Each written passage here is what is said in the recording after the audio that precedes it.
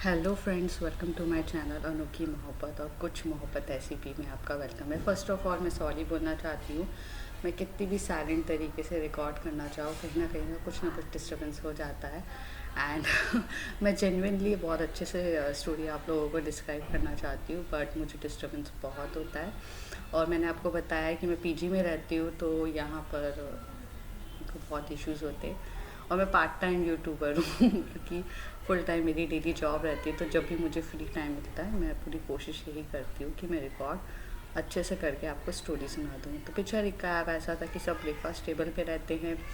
आलिया और अनन्या को एक साथ टीम वर्क मिलता है क्योंकि इन दोनों को एक साथ काम करना रहता है। जॉश मना कर देता है। और अब आगे देखते हैं। और तो उसके बाद ऐसा होता है कि जो हमारी नव्या रहती है, वो रिया की तरफ देख के बोलती है कि आप भी अगर ऑफिस चाहे तो ज्वाइन कर सकते हैं। अनन्या के साथ आपको भी सीखने को बहुत कुछ मिल जाएगा और इसी बहाने आप भी इंडिपेंडेंट हो जाएंगी। तो वो कहती है कि नहीं नहीं नव्या, आपको जो करना है करो, आप मुझे इन सब चीज़ों में इंटरफेयर मत करो। मैं अभी अपनी लाइफ को एंजॉय करना चाहती हूँ। तो अनन्या कहती है, देखा, आप उसकी बात तो मान जाओगे लेकिन आप मेरी बात नहीं मानोगे। तो नव्या कहती है, ऐसा कुछ नहीं है, थोड़े दिनों के बाद वो भी ऑफिस तुम्हारे साथ ज्वाइन करेंगी और उन्हें भी इंडिपेंडेंट होना पड़ेगा। अपना काम खुद करो, इंडिपेंडेंट होना सीखो। मैं सबको यही कहती हूँ और इसके बाद मैं कुछ कहना नहीं चाहती। तो रिया कहती है, मुझे इंडिपेंडेंट होने की क्या ज़रूरत है, कमाओ आप, खर्च मैं करूँ, यही तो चाहती हूँ।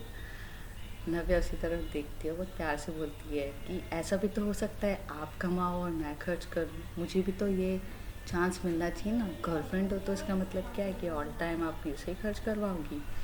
यहाँ पर इनकी क्यूट क्यूट टॉक ख़त्म होती है। नव्या आलिया और अनन्या को अपनी कंपनी के बारे में इंट्रोड्यूस करती है स्टडी रूम में जाकर, और वो उनको सब कुछ बताती है कि कंपनी क्या है। Actually company is a based on the telephonic telephonic company रहती है। ये लोग अपने टावर्स इंस्टॉल करते हैं, अपना नेटवर्क बढ़ाना रहता है। ये कंपनी इन लोगों को बहुत आगे तक पहुंचानी रहती है, जिसका टारगेट और पूरा का पूरा जिम्मेदारी अनन्या के ऊपर रहती है क्योंकि वो यूएसए से पूरी बिजनेस ये सब चीज़ें सीख कर आई रहती है। कैसे करना है, क्या करना है, ये सब तो अब उसे ही अपना दिमाग लगा के इसको बढ़ाना था। बट उसको असिस्ट करेगी हमारी आलिया, जो उसे हर चीज़ से ट्रेन, प्रोटेक्ट और हर चीज़ समझाएगी। नव्या भी वहाँ कंपनी में जाकर उसे देखेगी, उसे मॉनिटर करेगी और जो भी इश्यूज़ हो गए वो सब बताएगी। बट ये इंडिपेंडेंट प्रोजेक्ट किसी और का नहीं, सिर्फ अनन्या का रहता है। यहाँ पर सब कुछ वैसे बहुत अच्छे से सब कुछ चल ही रहा रहता है। उतनी देर में रिया आती है स्टडी रूम में, और रिया कहती है कि नव्या, क्या मैं आज बाहर जा सकती हूँ।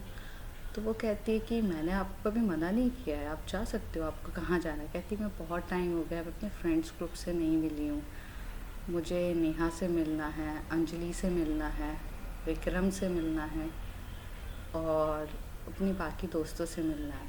वो सडनली से जब विक्रम का नाम सुनती है तो वो कहती है कि आप जिससे भी मिलना चाहो मिल सकते हो, बट विक्रम से क्यों मिलना है आपको। तो वो कहती है, मेरा दोस्त है। हाँ, वही दोस्त ना जो आपकी ड्रिंक में कुछ स्पाई करके आपको लेकर जा रहा था। मैं उसके लिए अलाउ नहीं करूँगी आपको, क्योंकि आप होश में नहीं रहते हो। आप जब भी चाहो, कोई भी आपको कुछ भी पिलाता है, तो मैं वादा करती हूँ मैं कुछ ड्रिंक नहीं करूँगी। ओके फाइन, मैं अलाउ करती हूँ, आप नेहा के साथ जाओ अच्छे से, बट आप ड्रिंक नहीं करोगे। तो कहती हैं, हाँ हाँ।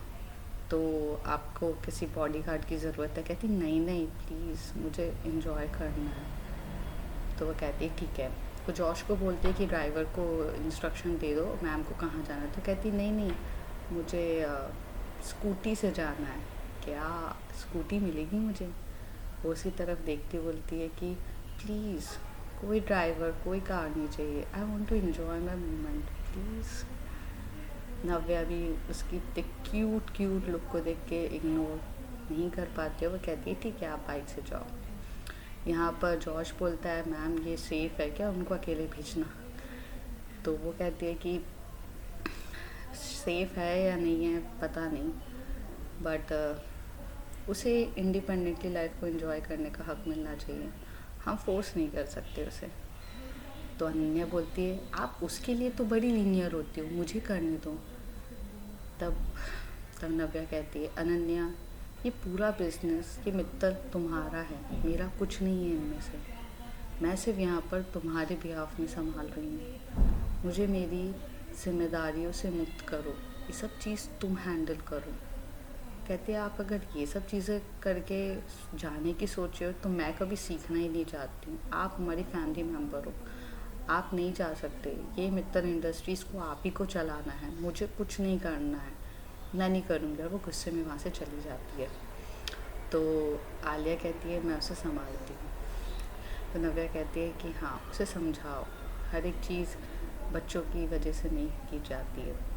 यहाँ पे जॉश और वगैरह ये लोग अपने काम में लग जाते हैं। जैसे उन लोगों का एक प्लान था, वो प्लान अभी भी एग्जीक्यूट नहीं हुआ था, वो उस प्लान के तैयारी में।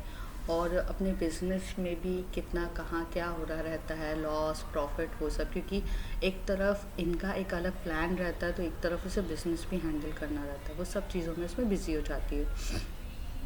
हमारी रिया यहाँ पर अपने दोस्तों से मिलती है, नेहा से, विक्रम से, अंजलि से, और वो बहुत इन्जॉय करती है, घूमती है फिरती है, डांस क्लब वगैरह इन सब में बहुत इन्जॉय कर रही रहती है। और वो अपनी कॉलेज लाइफ को फिर से जी रही रहती है, जो हालांकि उसने करीब 1-1.5 महीने में भूल चुकी रहती है और घर के टेंशन में। वहीं पर मिस्टर खुराना दूसरे साइड पे वो बहुत ज़्यादा एग्रेसिव और टेंशन में रहते हैं, क्योंकि उन्हें कहीं ना कहीं ये बात का बहुत ज़्यादा गुस्सा रहता है कि उनके बेटे की डेथ हुई है, और वो भी इस वजह से हुई है क्योंकि कहीं ना कहीं वो मनोतरा के चक्कर में इधर आए। अगर वो यहाँ आते ही नहीं तो ये सब कुछ होता भी नहीं। वो ये डिसाइड करते कि मुझे बदला लेना है, तो वो अपने पूरे आदमियों को बुलाते और कहते हैं कि एक तो मुझे ये मनोतरा ने भी मेरी ज़िंदगी झंड कर दी, मेरा खुद का बेटा यहाँ से, मैंने अपने बेटे को खो दिया है, तो मनोतरा को भी वो दर्द सहन करना चाहिए ना। उसकी बेटी रिया कहाँ है, उसे ढूंढ के लाओ, उसे और उसे पकड़ो और यहाँ पर मेरे सामने लेकर आओ। उसी तरफ दूसरी तरफ जो रिया रहती है वो अच्छी खासी इंजॉय कर रही रहती है। फिर उस जो मनोतरा के जितने भी लोग खुराना के जितने भी लोग रहते हैं वो रिया पे पूरी नज़र रखते हैं और वो बताते हैं, और उसे किडनैप करने का उनका प्लान रहता है। यहीं पर सडनली से उसके दोस्त लोग जब वो दोस्त लोगों से वॉशरूम में जाती है, वॉशरूम से जब वापस आने वाली रहती है लेकिन वो आती नहीं है। करीब 10 से 20 मिनट हो जाते रिया को ढूंढने के लिए। अंजलि, नेहा, विक्रम सब इधर उधर ढूंढते तो उसको नहीं मिलती है और बहुत देर हो जाती है। तब नेहा नव्या को कॉल करके बोलती है कि मुझे आई एम रियली सॉरी नव्या, लेकिन रिया हमारे साथ ही थी पर वो नहीं मिल रही है। तो पहले वो बोलती कि तुमने हर जगह ढूंढा, मॉल में वगैरह, तो कहते कि हाँ हम आए तो साथ में थे लेकिन वो अब दिख ही नहीं रही है। मैं मुझे ढूंढते हुए हाफ एन आवर हो चुका है, मुझे नहीं पता। तो नव्या बोलती है उसके सेल फ़ोन पे कॉल किया, तो कहती कि सेल फ़ोन तो वॉशरूम में मिला मुझे वहाँ पर उसका, लेकिन वो कहाँ गायब है मुझे नहीं पता। यहाँ पर भी जॉश और नव्या को टेंशन हो जाती है। वो कहती है ठीक है मैं पता करती हूँ, और वो अपने पैनिक नेचर को पहले शांत करती है और ये डिसाइड करती है कि उसे कहीं ना कहीं से ढूंढना पड़ेगा, क्योंकि ऐसे नहीं हो सकता, कुछ ना कुछ तो उसको जानना ही होगा। तो वो अपना थोड़ा शांति से बैठती है, लैपटॉप की तरफ देखती है। फिर उसे याद आता है कि उसने रिंग पहनाई रहती है रिया को, और वो रिंग नॉर्मल रिंग नहीं रहती है, उसमें जीपीआरएस लगा रहता है, क्योंकि उसे पता था कि कभी ना कभी एक ऐसा टाइम आ सकता है कि जहाँ पर उसे रिया को ट्रैक करना पड़े, और वो उस जीपीआरएस के थ्रू ट्रैक कर रही रहती है। और उसे वो लोकेशन एक्चुअल में कि सिटी से करीब करीब बहुत दूर, करीब 50-60 किलोमीटर दूर वो जगह एक सुनसान एरिया में वो ट्रैक हो रहा रहता है। तो वो जॉश को बोलती है कि तुम यहाँ पर रह के इसको ट्रैक करो, मुझे लोकेशन भेजो, मैं निकल रही हूँ। तो वो कहता है नहीं मैम आप चलो। वो कहता है कि नहीं, और मुझे कोई बॉडीगार्ड की ज़रूरत नहीं है, मुझे खुद जाना होगा, तुम बस यहाँ पर देखो। और वो अपनी कार उठाकर वहाँ से चली जाती है। वो जैसे जैसे लोकेशन उसे गाइड कर रहा रहता है जॉश, और ये लोग एक अपने फ़ोन कॉल पे रहते हैं। फ़ोन कॉल पे रहते और वो उसे गाइड करता है। फिर एकदम से एक अजीब सी बिल्डिंग रहती है और जहाँ पे बहुत सारे बॉडीगार्ड्स बाहर खड़े रहते हैं और अंदर रिया को पूरी तरीके से बांधा रहता है और मिस्टर खुराना उसको बहुत चिल्ला रहा रहता है कि तुम्हारी वजह से हुआ है ना, तुम्हारी वजह से मेरे बेटे की जान गई है, तो तुम्हें ये सब चीज़ें तो भुगतनी पड़ेगी ना, तुम ऐसे कैसे कर सकती हो। तो वो कहती है अरे मैंने तो कुछ किया ही नहीं है, मुझे क्या पता तुम्हारा बेटा कहाँ से कैसे मर गया, मुझे जाने दो बस।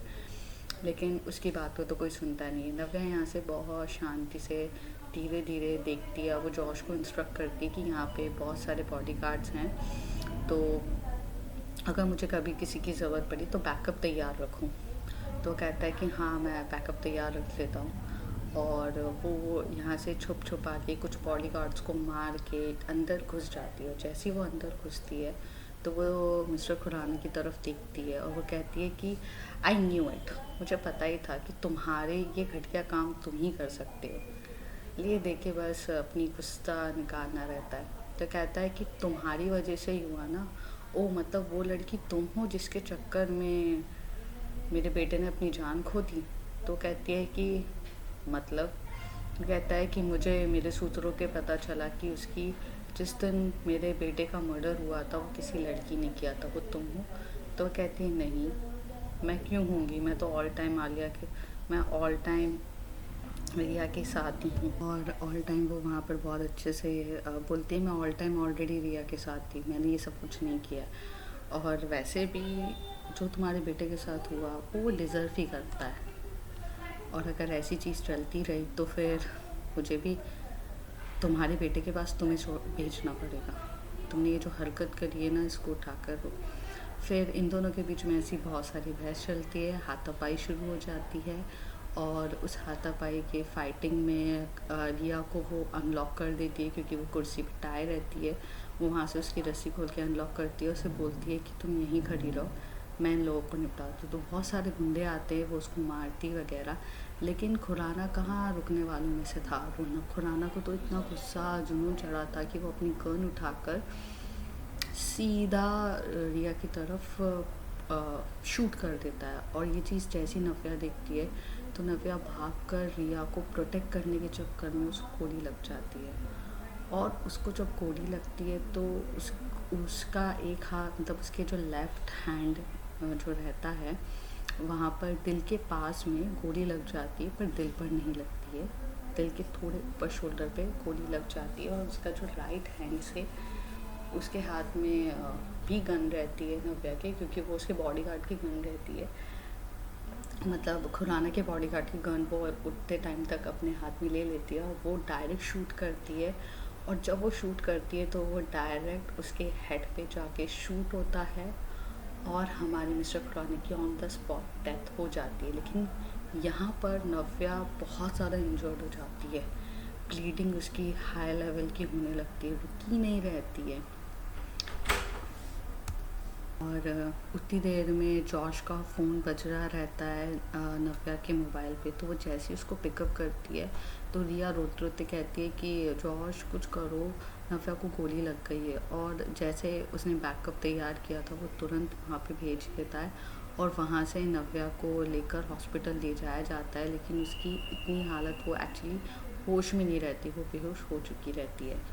वहाँ पर जाके उसका ट्रीटमेंट किया जाता है। हॉस्पिटल के बाहर रहते तब अनन्या, रिया, जॉश और आलिया सब के सब वहाँ आके खड़े हो जाते हैं और वो सब वेट कर रहे रहते कि कोई भी न्यूज़ आए।